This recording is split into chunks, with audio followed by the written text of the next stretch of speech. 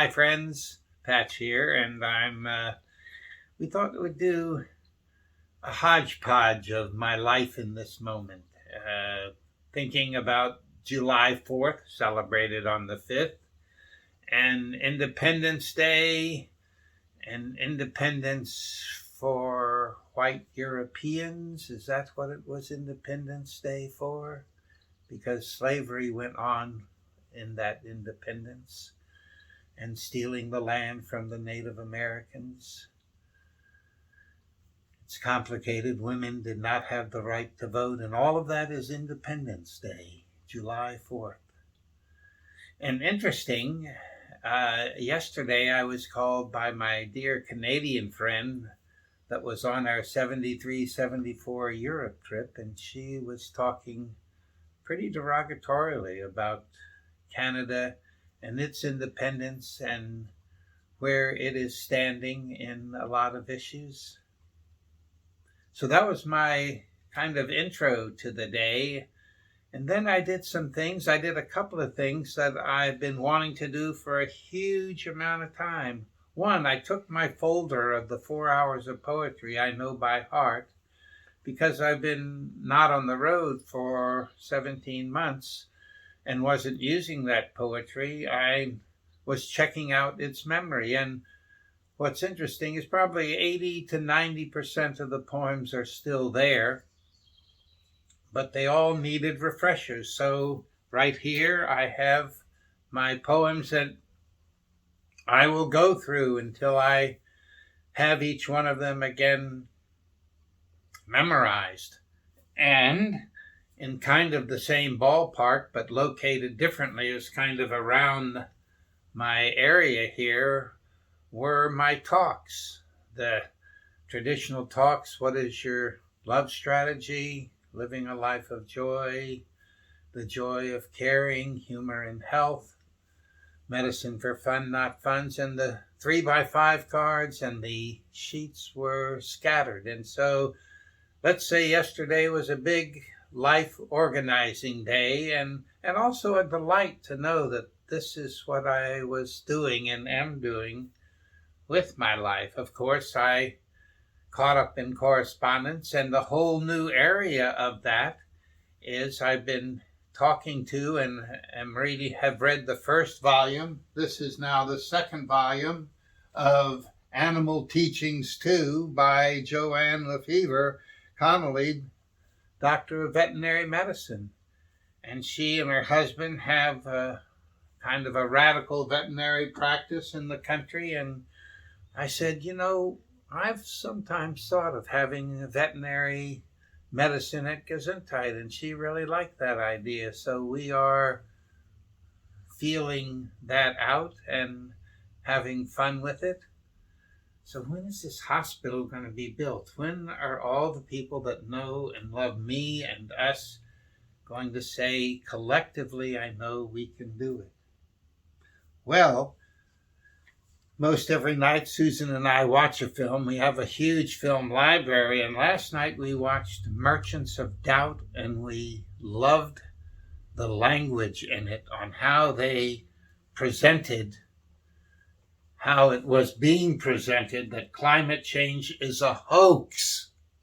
The thing I like about calling climate change a hoax is if we don't listen and we pretend that it is a hoax, we're going to be extinct quicker than I think we will be. Because let me tell you, hoax or not, it is a real thing. We are heating up. I had a friend this past week call me from the West Coast, and the temperature was 120 degrees. No one would have ever dreamed that when I grew up. Merchants of Doubt. I recommend you watching it. Every single human being needs to say, what can I change in my life to help slow down and even reverse climate change? And let's see here. That's, and there's the work. The moss is here. We have and love our moss, and writing letters, answering mail, all the magazines I get, and like let's take this one. I've taken the Townsend letter, Jonathan Collins's alternative medicine magazine for decades, and um, here we are. So much of it is on this chronic Lyme disease and COVID. And you can just see COVID, Lyme disease, alternative therapies for Lyme disease.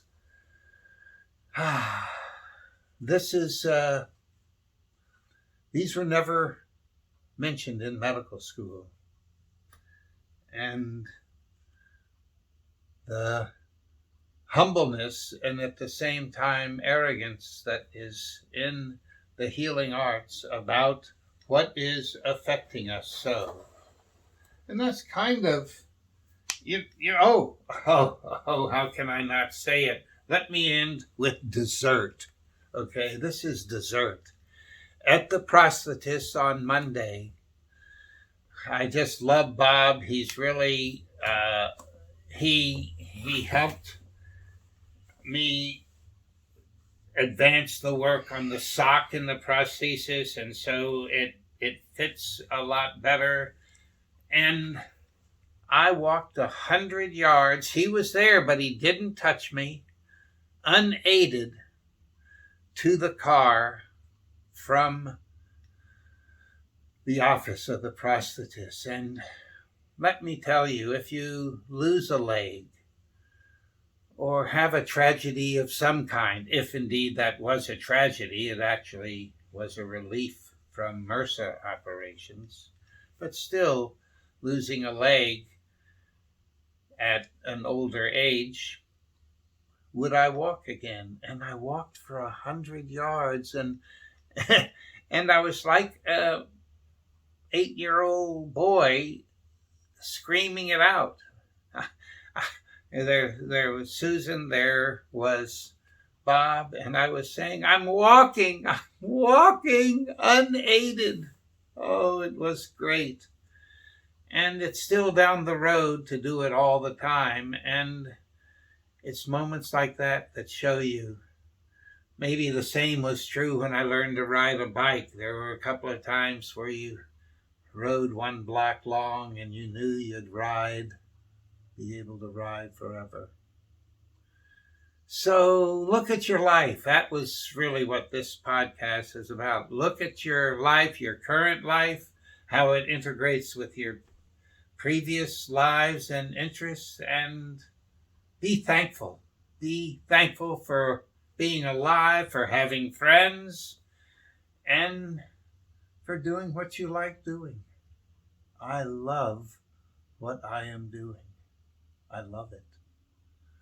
I love it. And in loving it, I think it's easier to love Susan, my friends, my life. So let's put love back on the charts.